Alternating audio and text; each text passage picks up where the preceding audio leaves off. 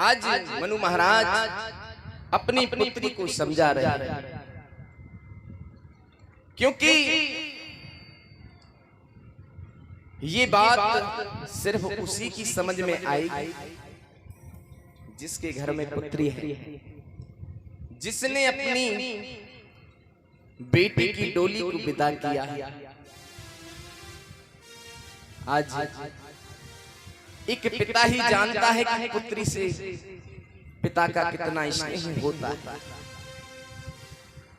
इस संसार में पिता पुत्री का प्रेम, पिता पुत्री का जो स्नेह होता है पिता का पुत्री के प्रति, उससे बड़ा संसार कोई दूसरा स्नेह हो ही नहीं सकता।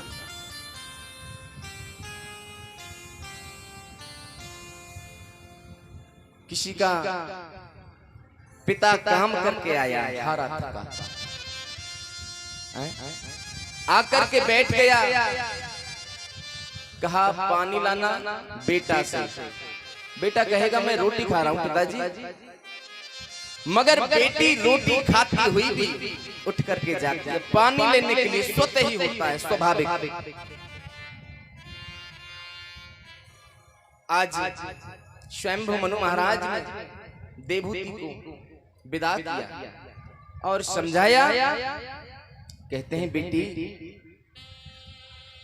गुण नीति का मुखरी विनम्रता है, गुण नीति का मुखर विनम्रता है,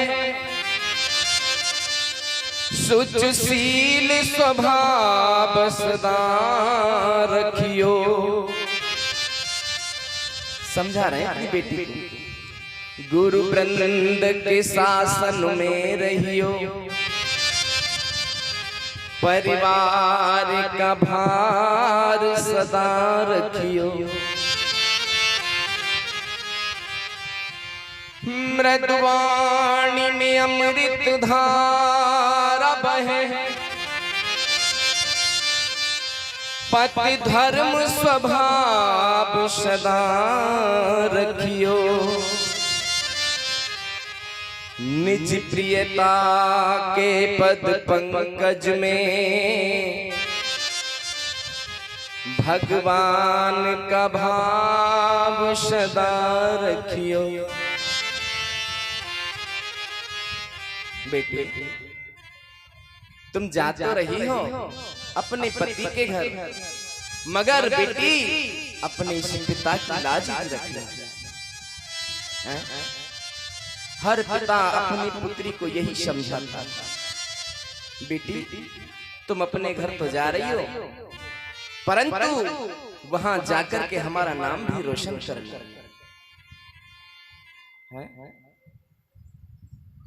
इस प्रकार से देवहूति को करदम जी अपने आश्रम में लेकर के आए। मैया देवहूति ने देखा, बोले महाराज हम कहाँ रहे हैं देवी, क्या बात करती हैं? ये अपना ही तो आश्रम है, इसी आश्रम में रहना। महाराज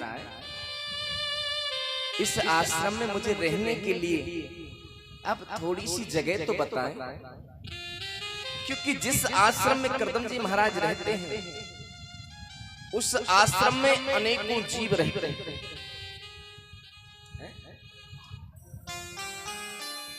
कहीं हिरणों का झुंड रहता है, कहीं पर सर्पों ने अपना बिल बना रखा है, बिच्छू, कातर, शेर, जितने भी भयानक जंतु हैं सभी रहते हैं। स्वामी आप रहते कहाँ हो?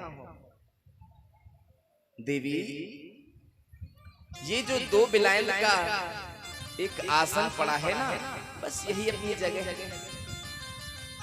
आप इतनी सी जगह में रह लेते, क्या करें? हमको तो भजन ही तो करना है। इतनी जगह है बहुत। क्या है ना देवी, ये सभी इसको अपना घर मानते हैं। करदम जी कह रहे हैं इस कुटिया को ये सभी अपना घर मानते हैं। कितने विलक्षण शब्द। ठीक है महाराज, जैसे आप देखिए आज करदम जी महाराज समाधि पर बैठ गए। 40 वर्ष के लिए समाधि लगी। 40 वर्ष बाद जब जगे समाधि से, देखा ये वृद्धा कौन है? देवी कौन है आप? क्योंकि वृद्ध हो गए ना। बोली स्वामी आज से 40 वर्ष पहले राजा स्वयंभू की पुत्री को आप विवाह करके लाए थे। हाँ हाँ हाँ मुझे याद तो आ रहा है। मैं वही। अरे देवी आपने तो मेरी बड़ी सेवा है। अरे जब मैं समाधि में बैठ गया था तुम अपने पिता के घर क्यों ना गए? स्वामी पिता के घर में क्या करते? जब मेरा विवाह हो गया तो एक स्त्री का घर जो है वो पति का घर ही होता है। माता पिता का घर कितने दिन का अधिकार। शादी के बाद तो ससुराल में ही उसका ठिकाना। मैं क्यों जानती?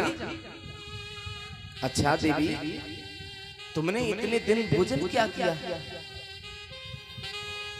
कुछ नहीं स्वामी, कुछ सूखे पत्ते खा लेती, कभी कभी फल खा लेती, ऐसे ही जीवन व्यतीत करती। अरे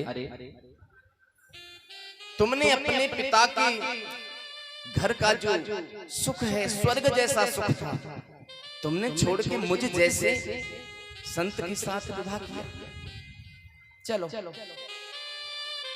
करदम जी महाराज कहते हैं देवी जरा आंख बंद करो। आंखें बंद की सज्जनों, एक दिव्य तालाब करदम जी महाराज ने अपनी तपस्या के बल से और उसमें एक 9 मंजिला बहुत सुंदर महल करदम जी महाराज ने बना।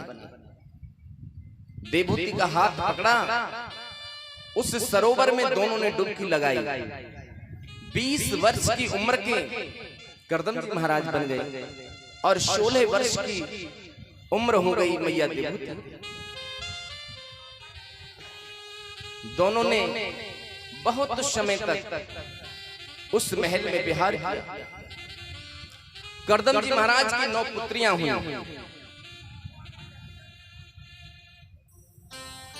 सबसे बड़ी पुत्री कला,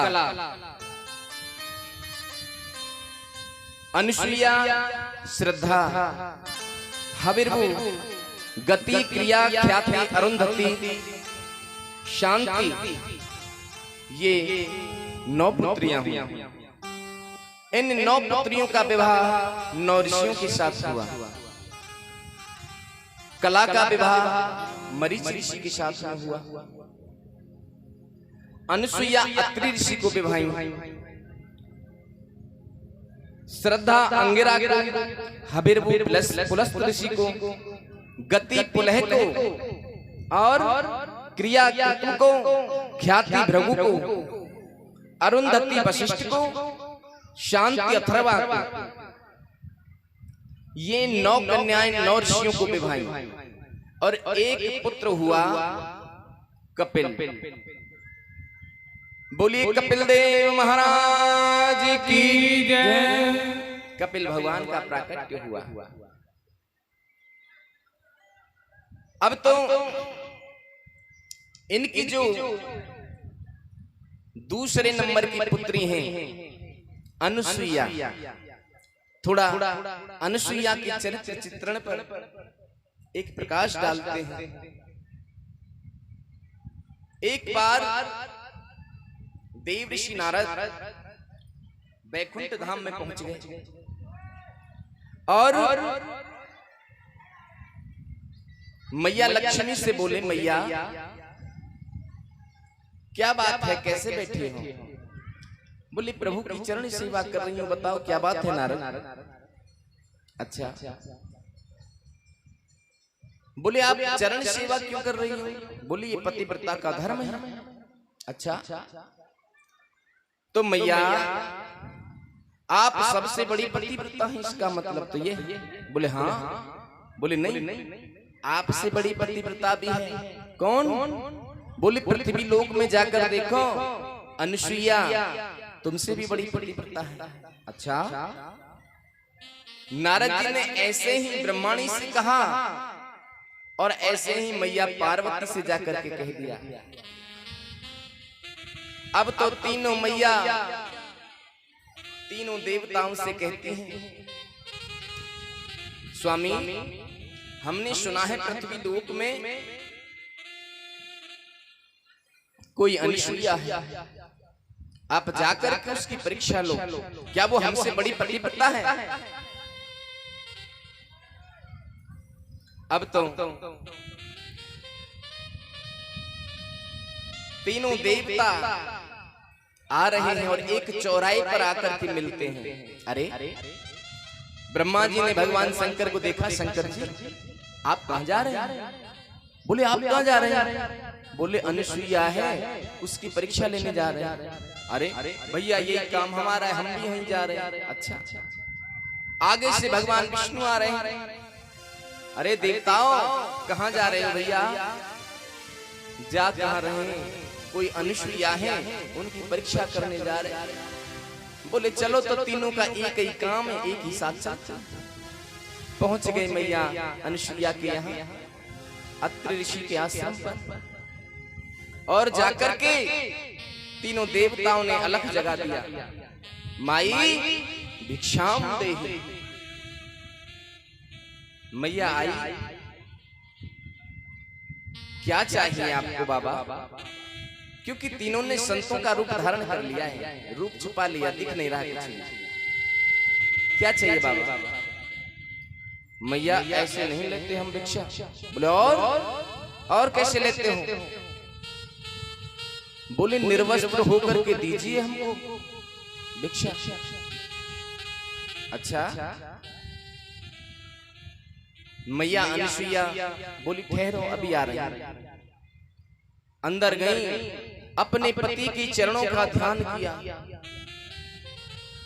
बोली ये कोई साधारण नहीं है जो इस प्रकार से भिक्षा मांग रहे हैं। मैया ने अपने योग तप बल से देखा, ये तो तीनों देवता हैं, आज मेरे दरवाजे पर भिक्षा करने के लिए आए हैं, अवश्य भिक्षा दूंगी। मैया ने आकर के कहा, देवताओं हे ऋषियों आइए, मैं आपको भिक्षा देती हूं। किस प्रकार से? मैया अनुसुईया के दरवाजे पर तीनों देवता और भिक्षा करने के लिए जाते हैं, और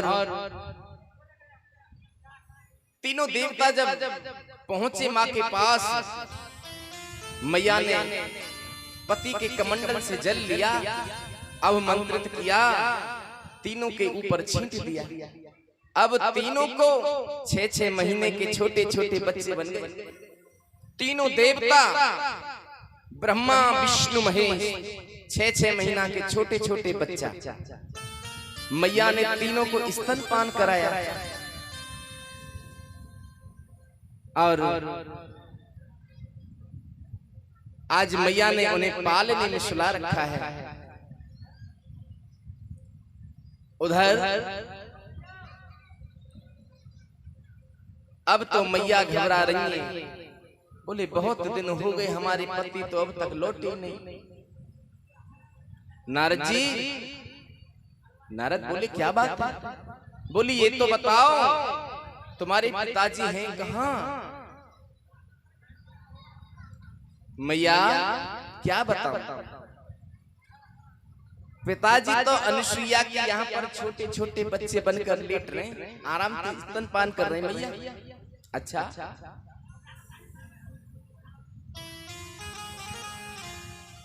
अब क्या करें नारद? जाओ लेकर के आओ। तीनों देवियां मैया के यहाँ पर पहुंची। मैया प्रणाम करती हैं हम। आओ देवियों, कौन हो आप? बोले कुछ नहीं, हम तो ऐसे ही हैं, आप हमें अपने आश्रम में सेवा के लिए रख लो मैया। मैया बोली लगती तो नहीं ये सेवादार, पता नहीं कौन है। बोले आ जाओ रहो। अब तो तीनों देवियां और अंदर गई और मैया से कहने लगे, मैया ये बच्चे आपके हैं? बोले हाँ मेरे ही हैं। अच्छा। मैया ने कहा बताओ क्या बात है? बोली मैया कोई बात नहीं, पूछ रहे थे। रात्रि का समय हुआ और रात्रि के समय में अब तीनों देवियों मैया की चरण सेवा कर रही हैं।